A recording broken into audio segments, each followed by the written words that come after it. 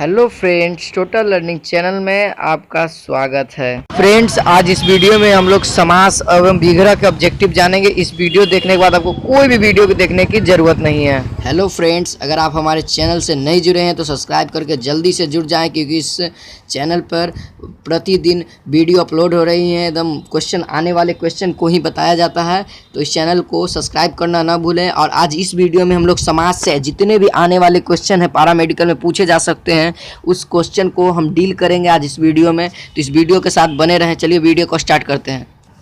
तो question number 1 कहता है प्रत्यय शब्द में कौन सा समास है। तो प्रत्यय शब्द में कौन सा समास होता है, तो वो होता है अव्ययी भाव समास।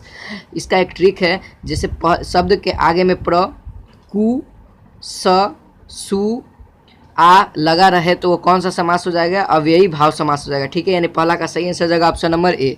चलिए क्वेश्चन नंबर 2 की ओर बढ़ते। क्वेश्चन नंबर 2 कहता है पंकज में कौन सा समास है। तो पंकज में बहुब्रीहि समास है, क्योंकि जो पंक में जन्मा हो, यानी अर्थात कह सकते हैं कादो, जिसको कीचड़ में जन्मा हो, उसे क्या कहते हैं, तो वो क्या होता है, कमल होता है। तो क्या हो जाएगा, ये सही आंसर हो जाएगा बहुब्रीहि समास, यानी 2 का सही आंसर हो जाएगा ऑप्शन नंबर डी।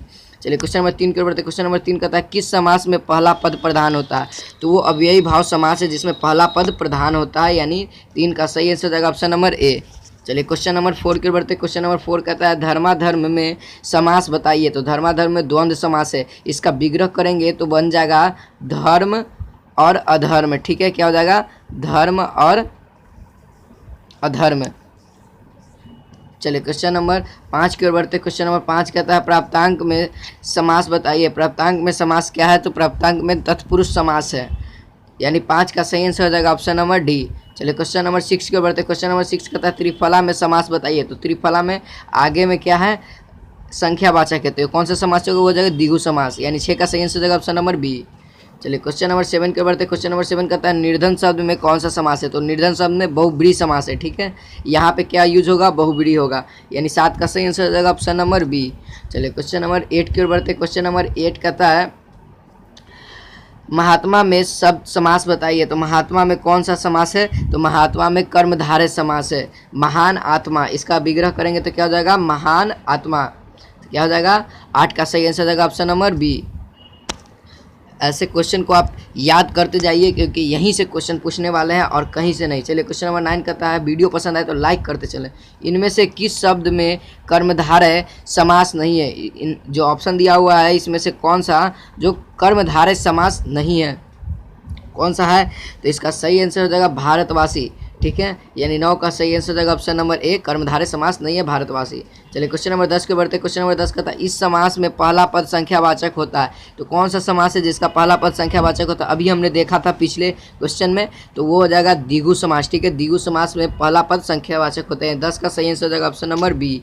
चलिए क्वेश्चन नंबर 11 की ओर बढ़ते। क्वेश्चन नंबर 11 कहता है सूर्योदय में समास बताइए। सूर्योदय में कौन सा समास है, तो सूर्योदय में तत्पुरुष समास है। ठीक है, यानी 11 का सही आंसर हो जाएगा ऑप्शन नंबर सूर्य का उदय, का आ रहा है इसलिए तत्पुरुष समास हो गया।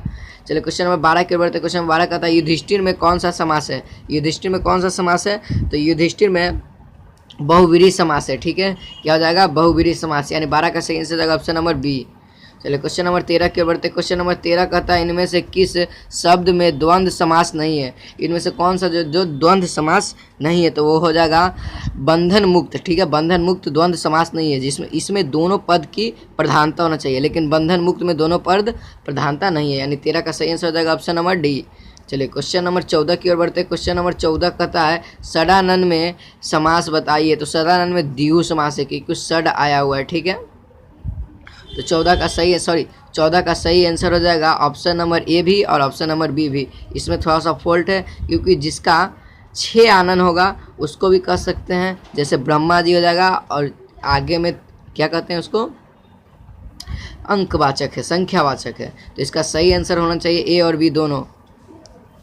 ऐसे खास करके हम ए को ले सकते हैं, यानी 14 का सही आंसर ले सकते हैं ए।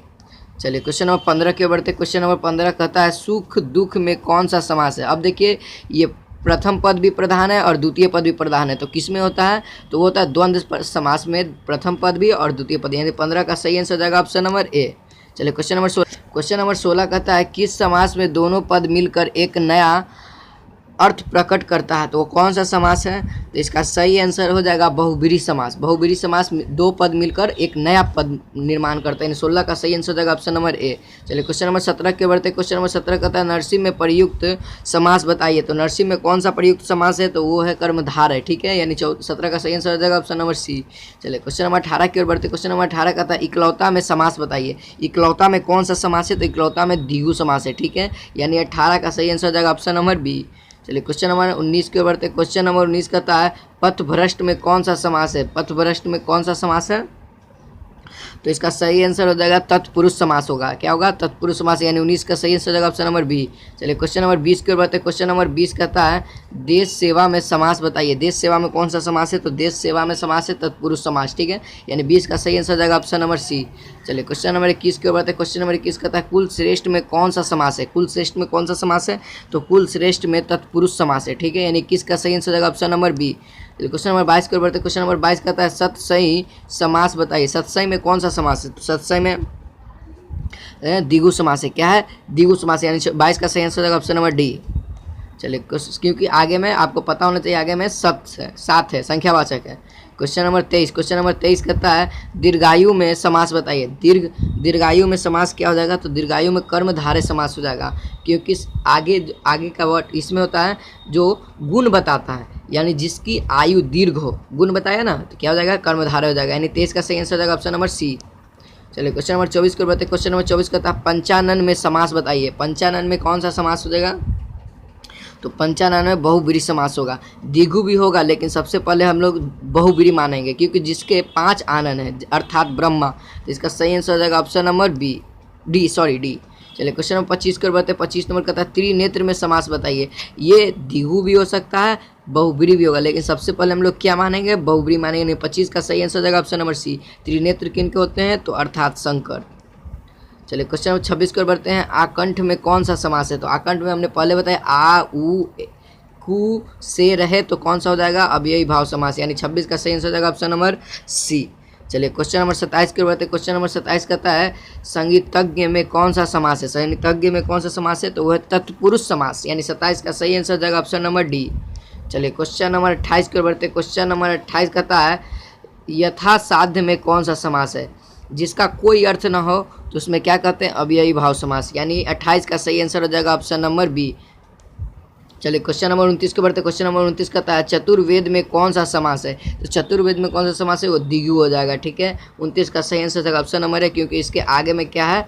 संख्यावाचक है। चलिए क्वेश्चन नंबर 30 की ओर। क्वेश्चन नंबर 30 कहता है नाक कान में कौन सा समास है? तो नाक कान में कौन सा समास है? तो नाक कान में दोनों पद प्रधानता है, तो इसमें हो जाएगा द्वंद्व समास, यानी 30 का सही आंसर हो जाएगा ऑप्शन नंबर बी। चलिए क्वेश्चन नंबर 31 की ओर बढ़ते। क्वेश्चन नंबर 31 कहता है एक दंत में कौन सा समास है? तो एक दंत में कौन सा समास हो जाएगा? तो एक दंत में बहुब्रीहि समास होगा, ठीक है, जिसका एक दंत है अर्थात गणेश, यानी 31 का सही आंसर हो जाएगा ऑप्शन नंबर सी। चलिए क्वेश्चन नंबर 32 की ओर बढ़ते। क्वेश्चन नंबर 32 कहता है तत्पुरुष समास में प्रधान होता है। अब तत्पुरुष समास में कौन सा पद प्रधान होता है? तो दूसरा पद प्रधान होता है, ठीक है, यानी 32 का सही आंसर हो जाएगा ऑप्शन नंबर ए। चलिए इसके साथ आपको डिफिनेशन भी क्लियर होते जा रहे हैं समास के। क्वेश्चन नंबर 33 कहता है परमेश्वर में समास बताइए। तो परमेश्वर में समास को क्या हो जाएगा? तो वो हो जाएगा बहुब्रीहि समास, यानी 33 का सही आंसर हो जाएगा ऑप्शन नंबर ए। एक तरह से हम लोग कह सकते हैं जितना भगवान का नाम या अनोखा हो वो किस चीज़ में जाएगा? बहुब्रीहि समास में जाएगा, ठीक है। आप लोग ऐसा ट्रिक है, आप लोग याद कर सकते हैं। चलिए क्वेश्चन नंबर 34 की ओर बढ़ते। क्वेश्चन नंबर 34 कहता है राजभाषा में समास बताइए। राजभाषा में कौन सा समास है? तो हो जाएगा तत्पुरुष समास, यानी राज्य का भाषा, यानी 34 का सही आंसर हो जाएगा ऑप्शन नंबर डी। चलिए क्वेश्चन नंबर 35 की ओर, इस वीडियो का लास्ट है। क्वेश्चन नंबर 35 कहता है रुपया पैसा में कौन सा समास है? दोनों पद की प्रधानता है, तो ये कौन सा हो जाएगा? द्वंद्व समास, यानी 35 का सही आंसर हो जाएगा ऑप्शन नंबर डी। अगला वीडियो लाएंगे 36 से, कुछ और भी क्वेश्चंस बचे हुए हैं वो हम अगले वीडियो में करेंगे। अगला वीडियो देखना ना भूलें। चलिए।